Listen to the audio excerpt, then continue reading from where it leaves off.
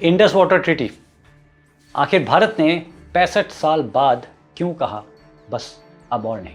सोचिए, अगर आपका पड़ोसी हर कुछ साल बाद आपके घर पे हमला करे, आपके लोगों को मारे, टेररिस्ट भेजे और फिर आप रोज़ सुबह उठकर उसे अपना घर का 80% पानी देते रहें, क्या आप ऐसा करेंगे?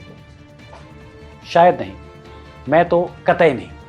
लेकिन भारत ने पिछले 65 ईयर्स तक बिल्कुल यही किया। 1965 की वॉर, 1971 का war, Kargil, parliament attack, Mumbai 26/11 का अटैक, उरी, पुलवामा और अब पहलगाम। इतना सब होने के बाद भी एक एग्रीमेंट था जिसे भारत ने कभी नहीं तोड़ा, इंडस वाटर ट्रीटी। लेकिन अब पहली बार भारत ने इस ट्रीटी को अबेयंस यानी होल्ड पर रख दिया है। क्या भारत पाकिस्तान का पानी रोक देगा? क्या सच में पानी को हथियार बनाया जा सकता है? यह कहानी कुछ और ही है। आज बिना टीवी डिबेट के शोर के सिर्फ फैक्ट्स के साथ समझते हैं।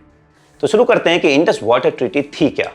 1960 कोल्ड वार का दौर था। वर्ल्ड बैंक की मीडिएशन, एक तरफ भारत के प्रधानमंत्री जवाहरलाल नेहरू और दूसरी तरफ पाकिस्तान के प्रेसिडेंट अयूब खान, दोनों ने मिलकर साइन की इंडस वाटर ट्रीटी।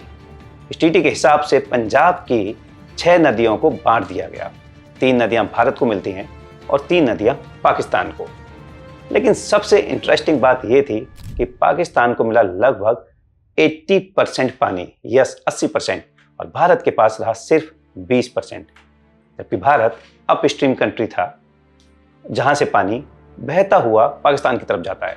दुनिया में बहुत कम एग्जाम्पल्स मिलते हैं जहां अपस्ट्रीम कंट्री इतनी बड़ी कंसेशन देती है, वो भी अपने एक ऐसे पड़ोसी मुल्क को जो हमेशा उसके खिलाफ रहता है और खिलाफ बोलता है और खिलाफ करता है। क्यों? क्योंकि उस वक्त सोचा गया कि पानी कभी जंग का कारण नहीं बनेगा। लेकिन फिर क्या बदला? अगले 65 साल में बहुत कुछ बदल गया, लेकिन एक चीज नहीं बदली, पाकिस्तान से आने वाला क्रॉस बॉर्डर टेररिज्म, आतंकवाद और आतंकवादी। पार्लियामेंट अटैक हुआ, मुंबई हुआ, उरी, पुलवामा और पहलगाम। फिर भी इंडिया ने ट्रीटी चालू रखी। सरकार का कहना है कि किसी भी इंटरनेशनल एग्रीमेंट की बुनियाद सिर्फ कागज पर लिखे हुए रूल्स नहीं होते, बल्कि ट्रस्ट और गुड फेथ होता है। और जब वही विश्वास टूट जाए तो एग्रीमेंट की बुनियाद भी कमजोर पड़ जाती है। और शायद यही कारण था कि 23 अप्रैल 2025 के कैबिनेट कमेटी ऑन सिक्योरिटी के फैसले के बाद भारत ने ट्रीटी को एडवेंस में रख दिया। तो क्या सिर्फ टेररिज्म ही वजह थी? नहीं, एक और एंगल भी था, हाइड्रो पावर प्रोजेक्ट्स। गवर्नमेंट का आरोप है कि भारत ने जब भी कोई डैम या हाइड्रो पावर प्रोजेक्ट बनाना चाहा, पाकिस्तान ने लगभग हर प्रोजेक्ट पर ऑब्जेक्शन उठाए, चाहे वो सलाल हो, बगलिहार हो, किशनगंगा हो, रातले हो या एक छोटा सा ट्राइबल एरिया को बिजली देने वाला प्रोजेक्ट ही क्यों ना हो। इंडिया का कहना है कि डिस्प्यूट रेजोल्यूशन मैकेनिज्म का इस्तेमाल जेन्युइन डिस्प्यूट्स के लिए होना चाहिए था, लेकिन धीरे धीरे उसे प्रोजेक्ट्स डिले करने के टूल की तरह यूज़ किया गया। पहले देखते हैं सलाल डैम की कहानी। ये शायद सबसे इंटरेस्टिंग एग्जाम्पल है। सोचिए, आप एक मॉडर्न डैम बना रहे हैं, उसमें सेडिमेंट निकालने के लिए स्पेशल आउटलेट्स रखे गए, लेकिन ऑब्जेक्शंस के बाद इंडिया ने गुडविल दिखाते हुए उन आउटलेट्स को बंद कर दिया। रिजल्ट, जो रिजर्वॉयर पहले लगभग 284 MCM पानी स्टोर कर सकता था, वो धीरे धीरे सिर्फ, कैन यू गेस, 9 MCM तक सीमित हो गया। सिल्ट भर गई, टर्बाइन्स घिसने लगे, बिजली उत्पादन प्रभावित हुए। गवर्नमेंट का मानना है कि ये इंजीनियरिंग रेस्ट्रिक्शंस के लॉन्ग टर्म नुकसान थे। सो क्या 1960 वाला एग्रीमेंट आज भी प्रैक्टिकल है? एक मिनट के लिए सोचिए। 1960 में ना क्लाइमेट चेंज की बात होती थी, ना रिन्यूएबल एनर्जी मिशन था, ना इतनी बड़ी पॉपुलेशन थी और ना मॉडर्न डैम इंजीनियरिंग। आज भारत को चाहिए ज़्यादा इरिगेशन, ज़्यादा ड्रिंकिंग वाटर, ज़्यादा क्लीन एनर्जी और फ्लड मैनेजमेंट भी। गवर्नमेंट का कहना है कि दुनिया बदल चुकी है, इंजीनियरिंग स्टैंडर्ड्स बदल चुके हैं, इसीलिए वाटर मैनेजमेंट को भी मॉडर्न होना ही पड़ेगा। अब बात करते हैं पाकिस्तान की। पाकिस्तान का वाटर क्राइसिस या वाटर मैनेजमेंट क्राइसिस, ये बहुत इंपॉर्टेंट पॉइंट है। इंडिया का कहना है कि पाकिस्तान की सबसे बड़ी प्रॉब्लम पानी की कमी नहीं, बल्कि पानी का मैनेजमेंट है।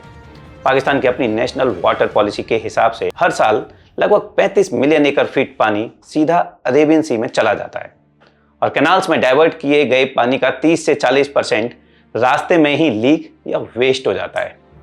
अगर ये फिगर सही है तो सवाल उठता है, प्रॉब्लम पानी की है या उनकी प्लानिंग की है? अब इंडिया करेगा क्या? सबसे पहले ये समझना जरूरी है, सरकार ने ये नहीं कहा कि भारत पाकिस्तान को पानी रोक देगा।